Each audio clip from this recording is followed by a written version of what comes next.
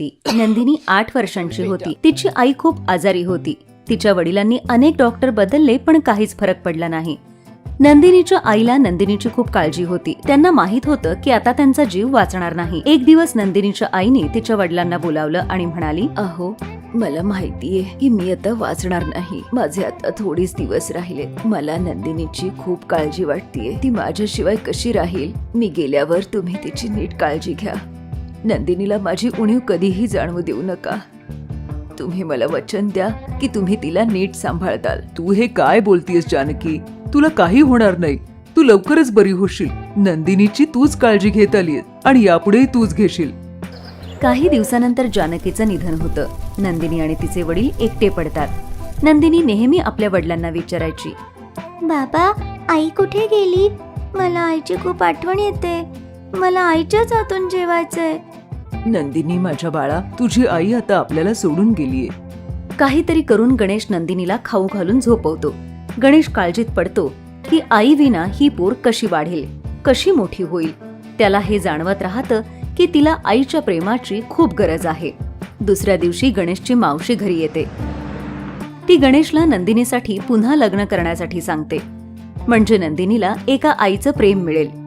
मावशी आणि नातेवाईकांच्या सततच्या सांगण्यामुळे गणेश नंदिनीसाठी दुसरं लग्न करायला तयार होतो.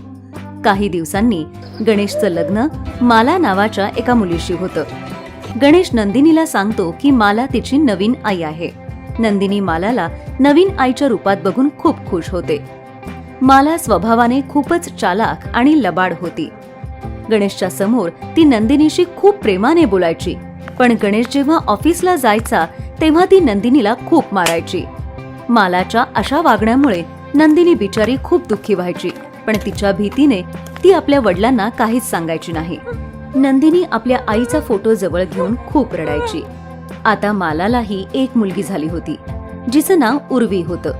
आता तर माला नंदिनीकडे अजिबातच लक्ष देत नव्हती.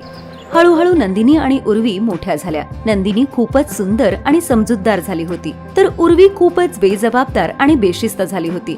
सतत पार्ट्या करणं, शॉपिंग करणं हेच तिचं काम होतं. उर्वी पण आपल्या आईसारखी नंदिनीला त्रास द्यायची. पूर्ण दिवस तिच्याकडून काम करून घ्यायची, तिला मारायची. हे सगळं लहानपणापासूनच तिने आपल्या आईकडून शिकलं होतं.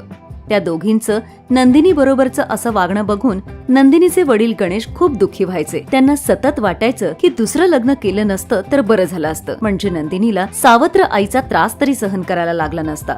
एक दिवस उर्वी आपल्या आईला म्हणते, आई, माझ्या कपाटात काही जुने फाटलेले कपडे ठेवलेले आहेत. उगाच तसेच पडून आहेत, ते नंदिनीला देऊन टाक. तसंही मी काल माझ्यासाठी नवीन कपडे घेऊन आलीये, तर त्यासाठी जागा मिळेल.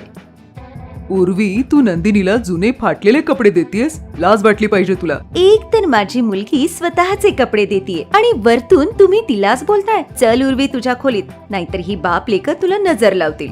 नंदिनी रडू लागते. गणेश नंदिनीची समजूत काढतो.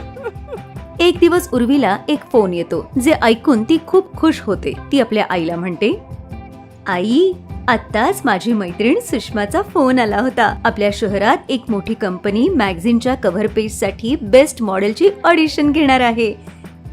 त्यासाठी एक स्टेज शो होईल. जो कोणी मॉडेल ड्रेसमध्ये सुंदर दिसेल तीच हा स्टेज शो जिंकेल. आई, मलाच ही कॉम्पिटिशन जिंकायची आहे, कारण माझ्याशिवाय दुसऱ्या कुठल्याच मॉडेलचा फोटो त्या मॅगझिन कव्हर पेजवर यायला नकोय. हो हो माझी छकुली, आपण असा छान ड्रेस डिझाईन करू की सगळे जज फक्त तुलाच बघत राहतील. आई, सुषमा सांगत होती की शहरातले मोठे बिझनेसमॅन मिस्टर किशोर लालजींचा एकुलता एक मुलगा पंकज पण येणार आहे तिकडे, आणि असं ऐकलंय की फायनल रिझल्ट पण तोच देणार आहे. अरे, हे तर खूपच चांगली गोष्ट आहे. एकदा का तू त्या किशोरीलालच्या मुलाला तुझ्या सौंदर्याची भुरळ घातली आणि त्याला तुझ्याकडे वळवलंस की तो तुझ्याशी लग्न करायला वेडाच झाला पाहिजे, मग तर आपलं आयुष्यच बदलून जाईल. बस, आता अजिबात उशीर करू नकोस. लवकर या कॉम्पिटिशनच्या तयारीला लाग. नंदिनी त्या दोघींचं सगळं बोलणं ऐकते आणि स्वतःकडे बघते. जुने फाटके कपडे आणि विस्कटलेले केस ती स्वतःकडे बघून शांत बसते. गणेश नंदिनीला असं उदास झालेलं बघून तिच्याकडे जातो आणि म्हणतो, नंदिनी माझ्या बाळा, आज तुझ्या या परिस्थितीला मी जबाबदार आहे. ना मी दुसरं लग्न केलं असतं, ना मला सारखी सावत्र आई तुला मिळाली असती. मला तुझ्यासाठी एक आई हवी होती. म्हणून मी मालाशी लग्न करून तुला दुष्ट आई दिली. पण जानकीने माझ्यावर तुला सांभाळण्याची जबाबदारी दिली होती. मी जानकीला दिलेलं वचन पाळू नाही शकलो. मला माफ कर बाळा. नाही बाबा, तुम्ही माफी मागायची गरज नाही. आणि तुम्ही रडू नका, नाहीतर मला पण वाईट वाटेल. गणेश उदास मनाने तिथून निघून जातो. तो त्यावेळी काहीच करू शकत नव्हता. हाय, मी आहे शायनी. जर तुम्हाला मला असंच पाहायला आवडत असेल तर हा व्हिडिओ नक्की शेअर करा आणि हो, हा चॅनलही सबस्क्राईब करायला विसरू नका.